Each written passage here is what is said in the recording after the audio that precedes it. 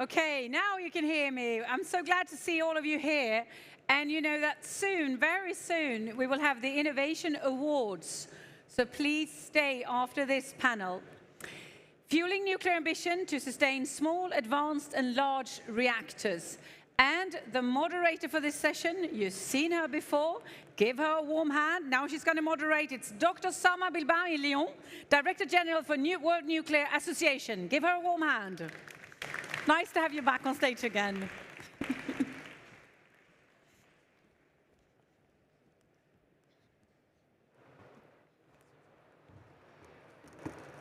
Hello again. You will say your names. I hope you are having a fabulous afternoon.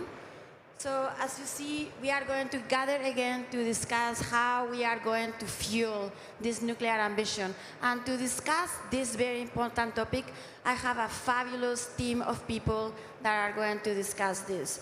So let me introduce them one by one. Kim Lauritsen, Senior Vice President, Enterprise Strategy and Growth at Ontario Power Generation. Kim? They are very heavy. We also have Mr. Hideki Masui, President and CEO of JAIF in Japan.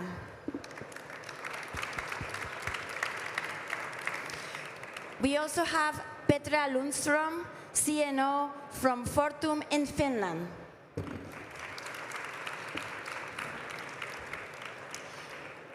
We also have Nicolas, Maes, CEO of Orano, France.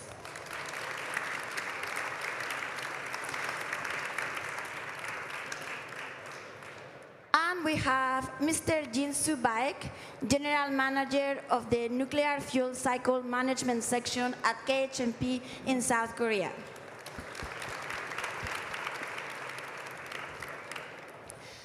So I think you see that we have an incredibly global panel of experts that are going to let us lead us in the exploration of this very important topic. Because you've heard all day about the fabulous opportunity, how we are going to triple at least global nuclear capacity, how we are going to provide all this enormous, abundant, affordable 24/7 energy that is needed at a global level. So yes, there is many things that we are going to do, but of course, without the entire fuel cycle to support that, it's going to be very difficult, right? So we are going to discuss a little bit about the front end of the fuel cycle, but we will also discuss the back end of the fuel cycle. We really need to look at this entire circular economy, the entire nuclear fuel cycle, and this is what we are going to do today. So, I'm going to start looking at the demand side to begin with. I will start with Petra. You know, from the point of view of a European utility. We are in France, so let's look at the European utility point of view. How do you look at the current geopolitical context? To what extent nuclear fuel supply security is important as you are doing your plans and you are looking forward in your strategy? Thank you, Sama, for a really important question for us. I mean, fuel security of supply is a strategic priority and a huge consideration for us right now. And basically, we are in the process of how should I say, completely change the supply strategy for our Loviisa nuclear power plants, BVR 440s in Finland. And the consideration of security of supply, I mean, this is about 10% of the production, electricity production in the country, actually. So until these very last years, the Loviisa reactors have had only a kind of one supplier, Russian supplier for the fuel. And now we are basically in the process of diversifying the approach completely. So we started with the manufacturing part, and now I'm very glad to say that we already do have Western manufactured fuel, Westinghouse fuel in the Loviisa 2 reactors, and we are also then going forward in basically diversifying and seeking options and alternatives throughout the entire chain. And this is so important for us. And basically, we think a lot about the concentration of the enrichment and the conversion capacity especially, and thinking about how to deal with this situation going forward. And I think it's safe to say that also in thinking forward about, we are looking into possibilities also for new nuclear, that to make sure that we have a sufficiently diversified fuel supply will be of utmost importance. Thank you, Petra. I mean, and I think that is part of the reason why many countries are looking at nuclear energy, right? The energy independence, energy security, the fact that we do have, and we are working to create this diverse global supply chain. So let me go to you, Mr. Baik. From the South Korean utility point of view, how do you look at fuel supply security? Well, thank you for the question. In Korea, fuel supply security is treated as a prerequisite, not just element.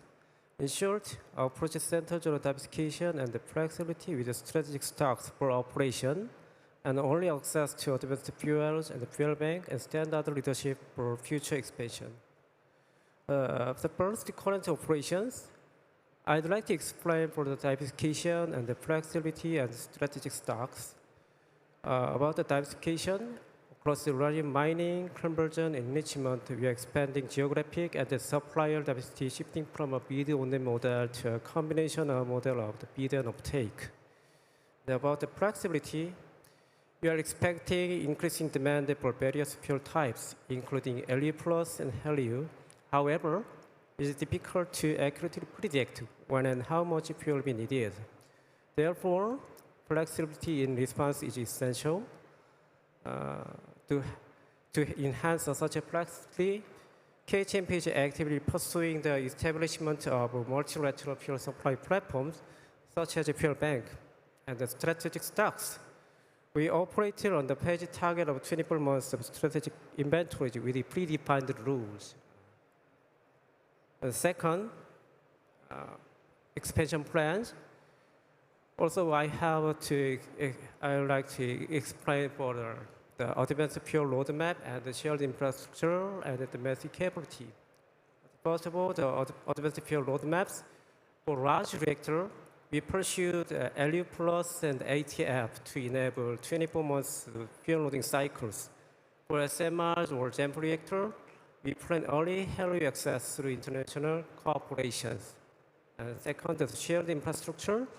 With the partners, we are considering a concept of fuel banks and the consortium-based conversion and enrichment capacity to create a regional anchor of nuclear fuel stability and proactive effect governance in the nuclear industry. And the third, the domestic capability. We are considering stepwise capability growth in HELIU aligned with the regulatory guide to accelerate commercialization. And finally, it's international cooperations. Also, I want to explain the partnership with the US, Japan, and the standard leadership. Based on the strong partnership between Korea and the United States, we plan to invest in the US enrichment industry to help strengthen the supply chains for LU+ and HELIU. And we also support the G7 Fuel Initiative and pursue Korea and Japan alliance for joint purchasing, storage, and crisis response. And third, the standard leadership. We actively participate in HELIU deployment so that Korea's role as a supplier or a stakeholder is embedded in the global fuel market. To conclude, fuel security is the input to safe and reliable nuclear power. KHNP fuel business is growing with the diversification, flexibility, and strategic stocks while preparing the future through development of the advanced fuel and the fuel bank to secure reliable nuclear fuel. Thank you. Very good, very comprehensive plan of reliance on how we are going to look at the fuel from KHNP. So let me turn to North America. Kim, from the point of view of a Canadian utility, in particular one that has started the first SMR project in the OECD area, how do you look at supply, security of supply? Thanks, Emma. Yes, well, I mean, as Petra said, for us it's strategically important as well. We cannot operate our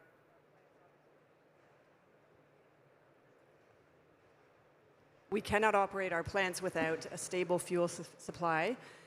We've been very fortunate in Canada to have a stable supply of fuel, a very strong supply chain. So we have a good foundation. We have strong Canadian suppliers in Cameco. We have international suppliers with a very strong presence in Canada in BWXT, and of course, international suppliers like Orano. We're very pleased with our partnership. And it's been resilient to shocks along the way. So that allows us to focus on our core operation and continuous operation at our plants. From a geopolitical perspective, enrichment, so new fuel type that we will need for our SMRs, obviously introduces different challenges for us. We do see it as also an opportunity. It gives us an opportunity to partner and enter into arrangements with new vendors and suppliers. It was 2 years ago at this event that we announced our fuel supply contract for our the first unit of our Darlington SMRs with Orano, Cameco, Urenco, and Global Nuclear Fuel. So that was a very exciting announcement. And you know, it's those kind of contracts. So what do we need with increasing geopolitical instability or uncertainty? It's just enhancing the things that we're already doing. It's long-term planning and strategic thinking, multi-year contracts, making sure that we have alternatives for supply, strategic reserves, and then taking a disciplined risk management approach to our fuel supply and constantly monitoring the external environment. But I think with all of that, which we do anyway, we feel confident that we're well set up for both our existing fuel needs and what we'll need for the SMRs. Thank you, Kim. Well, it looks like you have a steady plan, and you obviously have the right partnerships. Masui-san, let's go to the Japanese nuclear industry. So what are the challenges that the nuclear industry in Japan is facing to secure your fuel for the current fleet, but perhaps for future reactors? Okay, thank you very much for having me. And first, I'd like to share with you the boundary condition of Japan. And Japan does not really produce uranium domestically. So that means we have to entirely rely on the import of the uranium. So that means ensuring a stable uranium supply is one of the most important challenges for Japan for the maximum and sustainable utilization of the nuclear power. And historically, Japan has taken three main approaches.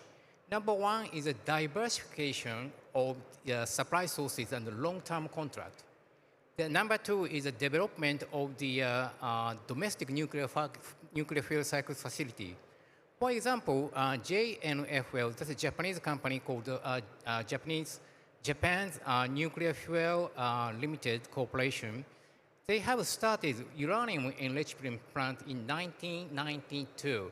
But although it's a very small scale, but it plays an important role in this regard. And number three is securing overseas interest, including the investment in foreign countries related to the uranium. So given the current global situation and the domestic challenge, Japan is now facing three challenges. The first, we have the current ongoing concern for uranium supply due to Russia's exclusion from the market. Russia still accounts for more than 20% of the global conversion capability and also the more than 40% of the enrichment capacity. As Russia is being excluded from the Western market, we are facing tightening situation, both in terms of the price and the quantities. At the same time, there remains uncertainty about the whether and under which conditions Russia will be back to the global market in future. To manage these dual pressures, developing flexible and diversified procurement strategy to become all the more essential. And second, we have the future concern for the uranium supply. After a long period of the very low market price, new mine investment has been very sluggish, I would say. So as a result, many analysts suggest that the structural supply, the gap between the supply and the demand will grow in the late 2020 and beyond. So in addition, we are seeing increasing uncertainty on the supplier side. For example, the political instability for some of the uranium-producing country, and also there is a major production cut by some supplier. So therefore, a long-term and strategic approach through the cooperation with a like-minded country is very, very important. Okay, last one, the third one is I'd like to pick up some domestic issue. We have reasonable concern about the domestic fuel fabrication capacity. Right now, there are 14 nuclear power plants are up and running in Japan after the safety upgrade work. But just 2 of them are BWR. So that poses a serious challenge for the fuel fabrication capability for the BWR fuel. And well, actually, there is no magic formula to solve this issue, except for the more restart of the BWR. And the regulator and the utility are now finding the more common ground on how to demonstrate the compliance with the new regulatory standard. And we have already 2 BWRs and up and running, so that means we have a precedent. And so I hope the more BWR will restart soon. So that means, in conclusion, to tackle these issues, securing flexibility, diversification, and resilience through the international cooperation among the like-minded countries is essential from an international perspective. From a domestic perspective, an accelerated restart of the BWR is a very important key success factor. Thank you very much. Thank you, Matsui-san. That's very comprehensive, and I think it's very interesting to see the efforts that we are seeing in Japan to, well, rebuild a little bit these capabilities. So I'm going to go to Nicolas now. So you have heard what your customers have to say. So we've talked about the demand. So let's talk about what is the perspective from fuel cycle suppliers. What is it that you see as what needs to be done to unlock investments, but also to make sure that we do this in the right timelines and at the speed that all your customers need? Well, thank you, Sama. I guess if you allow me, I will focus on the front end of the fuel cycle. And there I think we need to make a difference between uranium, natural uranium, and conversion and enrichment. When you think about it, the limitation for uranium is access to the resources, right? And then you need a price signal. But the bottleneck is in the access to resources. Now, fortunately, uranium is a widespread resource on Earth. And today, you probably have 30 operating mines, different size, and you've got them in Latin America, North America, Africa, Russia, Australia, you name it, everywhere.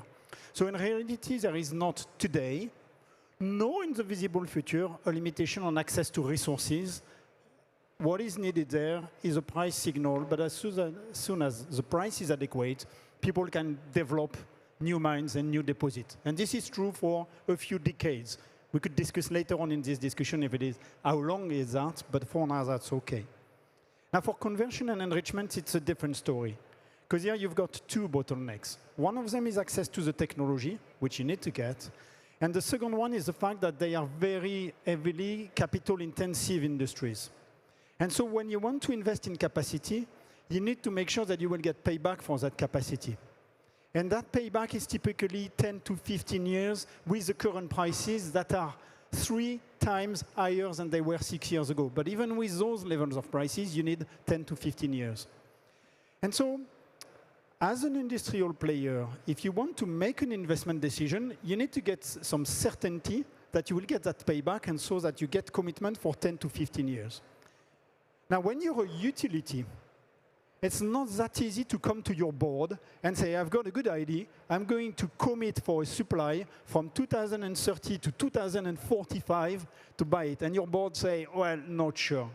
So we need to get a framework that will convince the customers to do that. And there's the political bodies have got a role to play.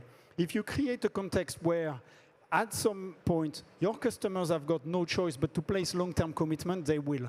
If not, the easiest best to do, the easiest way to do for a board is to commit on 5 years, but not 15 years. And as a result, no capacity is being developed.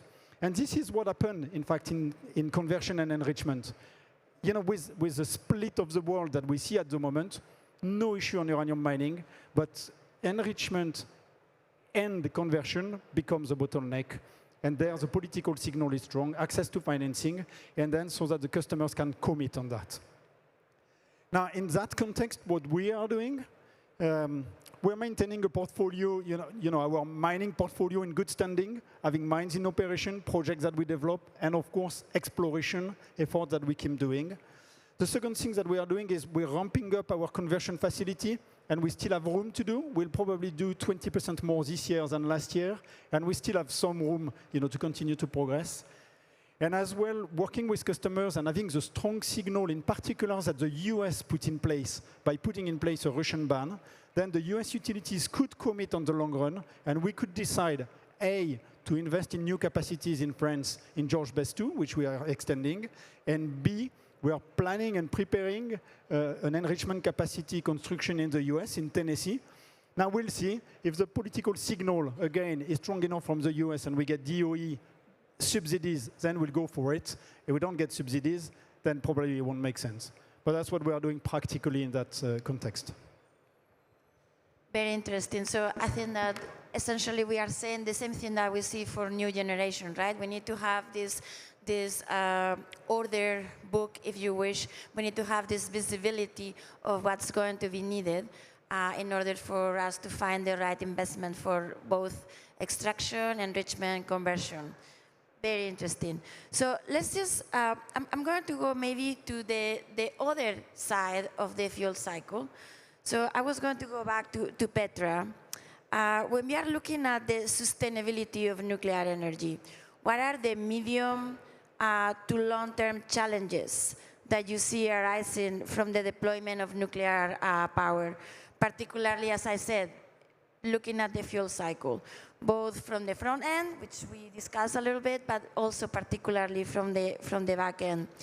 And also, as we are looking at, well, the current fleet of large light water reactors, but also we are looking at SMRs, advanced reactors, et cetera, et cetera. Yes, thank you. First, a few comments about the front end. And now it's not even only about the new build perspective here. It's even the existing plants, many of them, all of the Nordic plants I know, they are going for lifetime extensions. We are certainly, we are in that process for the Loviisa plant already, that it will go on until 2050. And then I said also already before that we are concerned a little bit about the capacity in certain parts of the supply chain, the Western European capacities already from the point of view of the existing fleet and their lifetime extensions. And then thinking about, I mean, as we see here at this great event, a lot of excitement about new build and lots of plans and new technologies, partly also old good technologies going forward. There I definitely do believe that we as Europe, we need to rethink a little bit, and in the West also in general, but even in Europe, that we do need to invest and strengthen parts of the supply chain. And if you think about it, it's a little bit interesting that we can build new nuclear capacity without being very dependent on certain countries, on China, for example, which is not at all possible if you talk about the new renewables, if you talk about batteries or solar or even wind. There are very, very strong dependencies. But new nuclear, we could very well have in our own hands, so to speak. I think this is very important. So then we really need to make sure that we are also investing in the fuel supply chain so that this story really, really holds. But then to the back end, in Finland, we are going for final disposal of spent fuel in deep geological repository. And actually, we are quite well advanced in this, and the final disposal activities will start only in some years ago as the first one in the world.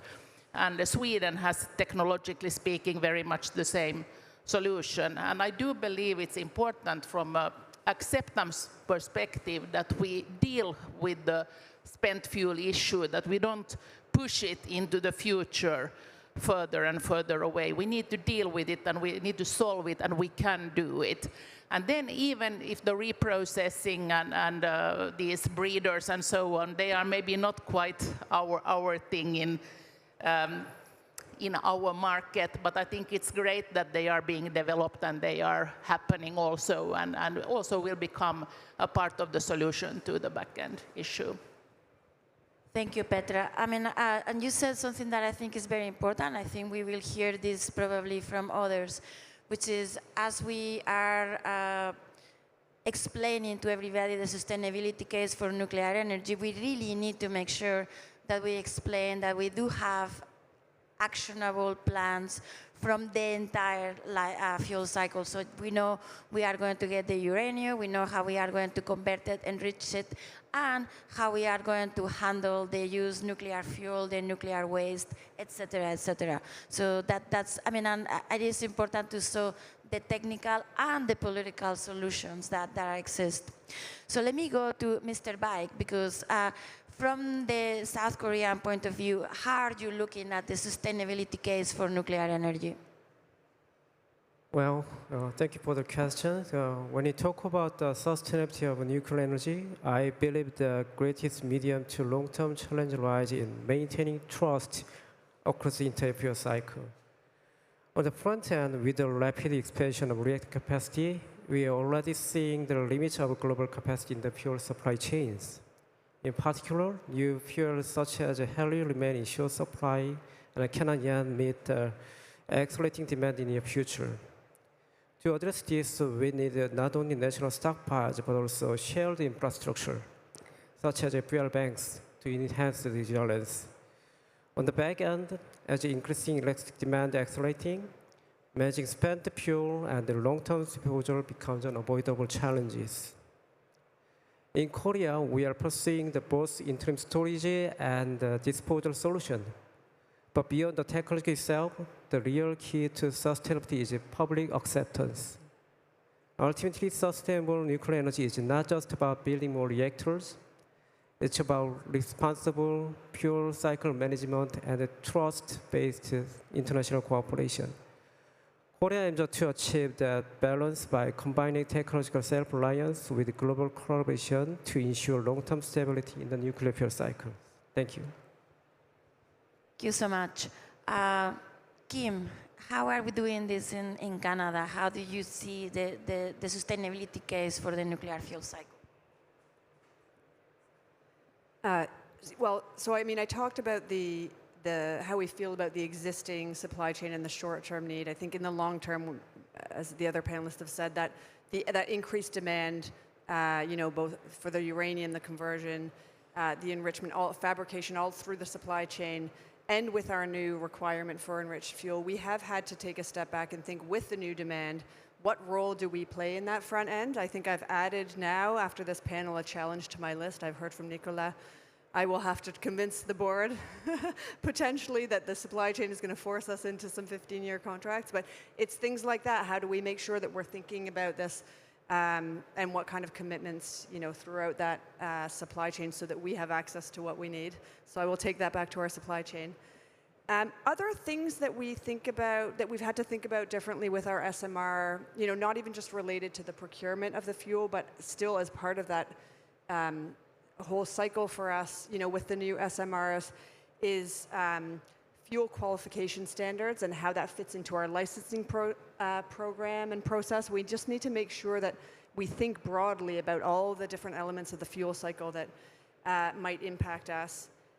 And going forward, needing to manage an additional process.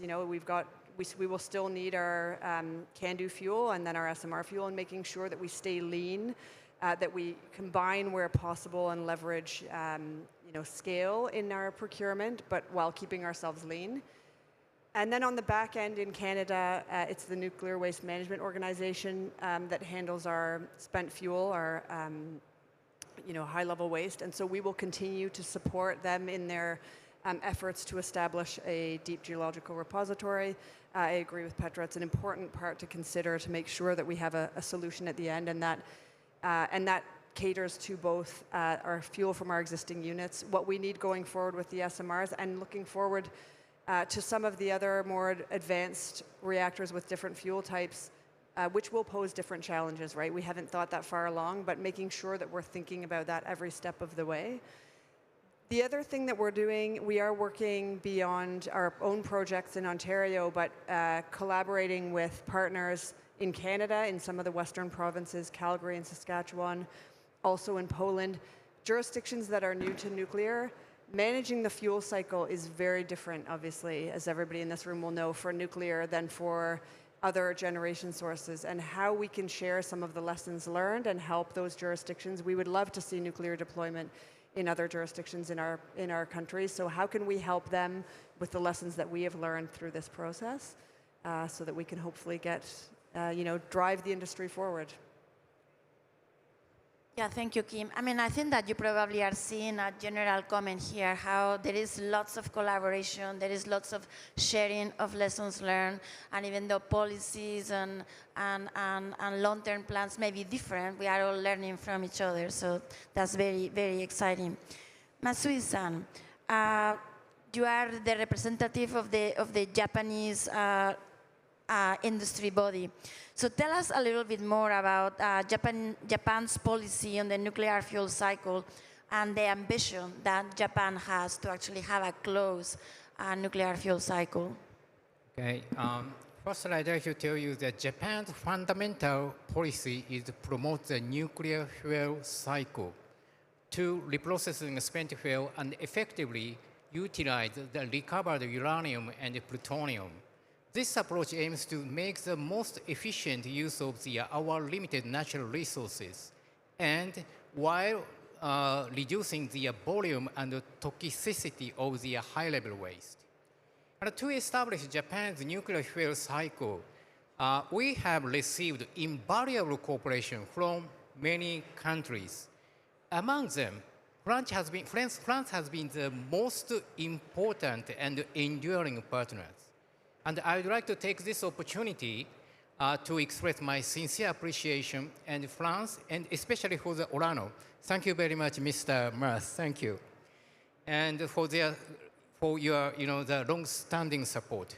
And today, I would like to share 3 important challenges we are facing right now. The first one is the completion of the reprocessing plant as well as the MOX fabrication plant. They are owned and operated, they are supposed to be operated by the JNFL Corporation. Their facility is located in the northern tip of the Honshu Island of Japan. And these facilities are essential for realizing Japan's closed fuel cycle. And they are now under the license review. We expect the completion of the reprocessing plant in 2026, and that of the MOX fabrication plant is 2027. So once these facilities begin operation, Japan will focus on ensuring safe, stable, and sustainable performance over the long term. So this includes advancing maintenance technology, maintaining supply chain and expertise, and continuously improving technical capabilities. The second it's plutonium management.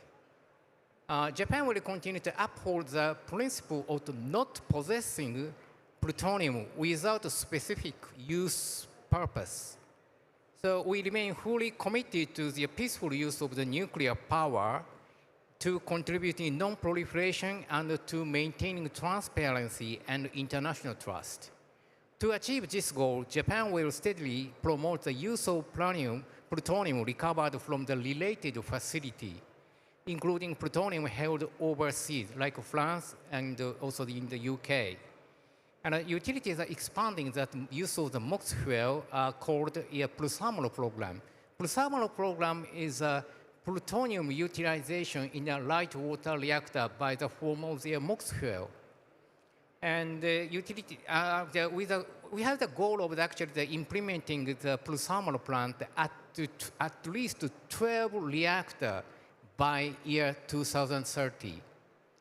Okay, last one, the third one is the processing of the spent MOX fuel. If we continue the Plushamolo program, spent MOX fuel will be accumulated accordingly. So Japan is working to establish and the technology of the reprocessing of the MOX fuel by the late 2030s.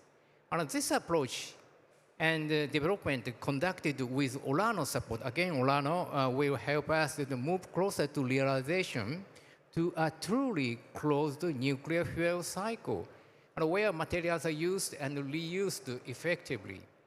So that Japan's destination is very clear: a fully closed, safe, and sustainable nuclear fuel cycle. Japan will steadily advance towards this goal step by step, with responsibility, transparency, and commitment to the future. Thank you.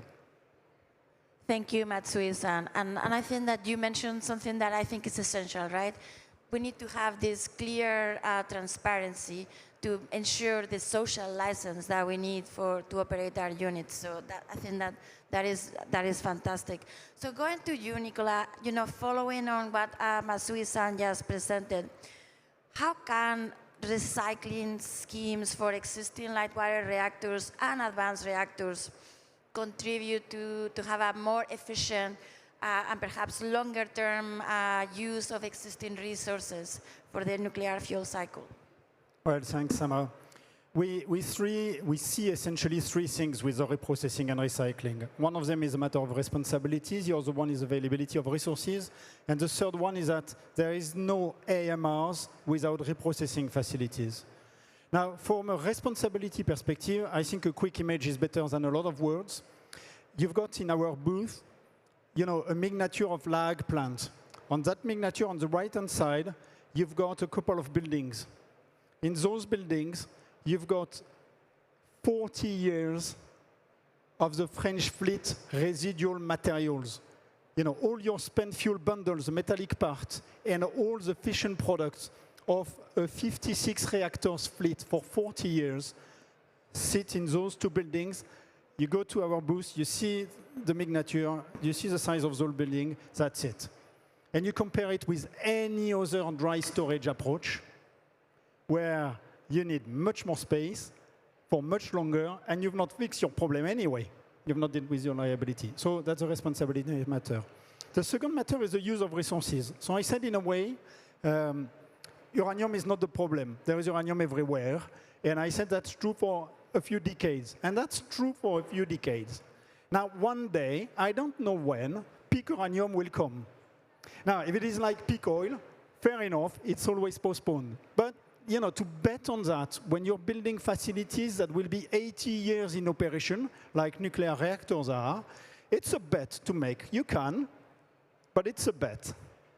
So there is another way, which is to say, well, actually, those spent fuels are not a liability, but a resource, and we could reuse them, and that's less of a bet then to make 80 years reactors, because part of your materials will be reused. And then people could say, but is it a dream? Well, the reality is today in France, 10 to 25%, depending on the years, is made out of reprocessed materials, plutonium and uranium. And we're developing a roadmap to increase that further. The second thing is we're doing it for 1,000 tons of fuel every single year. And the third argument would be that Russia is doing and developing it, China is doing it, Japan is doing it, France is doing it, the UK used to do it, and even the US, in Trump's executive order, have changed their policy and saying, okay, now we need to address that. So the reality is every single large fleet is working on it. There must be a reason. Now, it's true that it is a bit expensive to develop that. So this calls for international cooperation, sharing the effort, developing it, but every single country with a large fleet is developing it. There must be a reason for that. Now, finally, I said there is no IMRs without reprocessing. In fact, I didn't say SMRs, because a lot of the SMRs, like the one you're developing, Kim, they run on standard fuels. So for them, the fuel supply chain does exist. But for all the people that are developing molten salt fuels or MOX-based fuel RNRs and so on, they rely on reprocessing facilities. And for those guys to come in operation, which we wish, because they are needed to decarbonize industry, but for those guys to come in operation, people need to reprocess spent fuel and extract plutonium to do it and to build new fuels. Now, here again, it may be a bit expensive. Not so much the MOX fabrication, which is reasonably affordable. It's expensive, but reasonably affordable at the end. The reprocessing facility, they are very expensive. They need long-term commitment. And this as well calls for international cooperation and do that. Or being very, very large like China. I mean, you've got such a fleet, you can do it on your own. But for the other one, it's better to share the effort. For the fuel and those IMRs, if every single IMR developer needs a specific fuel, they will fail. Because the fuel cycle costs the same price than the reactors to develop. So here as well, there is a vested interest for international cooperation and standardization of most of those Gen 4 fuels, not to have one type, but to have a limited number of type of fuels. And think about it, this is what made the success of the existing nuclear fleet. Essentially, you had enriched uranium at 4.95, or you had natural uranium like Kim is using, with Kanduz or India is using, but that's essentially two types of fuel. And then you can standardize the fuel manufacturing facility and make it cost effective. For Gen 4, that's the same, but that relies on reprocessing and recycling facilities. Wow, thank you, Nicolas. So you just gave us the roadmap for the next few decades. That sounds very exciting. Okay, so we really have 2 minutes to finish. So I have a lightning round for everybody. So this is, again, those that know me, I like action. Talking is fabulous, but we need to actually translate the talking into action.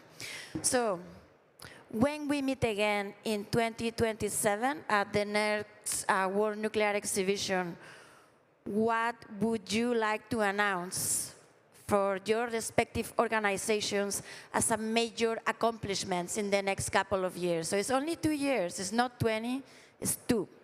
So I'm going to start with you, Kim. I think you probably know what I'm going to say, but it has to be that we are on time and on budget with our Darlington SMRs. Well, that would be fabulous. We all are, no pressure or anything. Yes, we are all looking to that. So, Masui-san. I have a little bit explained already in my talk, and I expect after 2 years from now, we complete the started completion of the reprocessing plant as well as the MOX fabrication plant. That's been the establishment of the entire closed cycle in Japan. Thank you. Very, very exciting. Petra. In 2 years, we have signed contracts with, for us, new suppliers across the fuel supply chain for Loviisa. Okay. Baik-san. Baik-san. Oh, Mr. Baik, sorry. What would you say? Well, when we meet again in 2027, I hope to present Korea's model for a sustainable fuel ecosystem. The Korean goal is not simply to expand the nuclear power, but to create a stable fuel platform that can serve the global community. Thank you.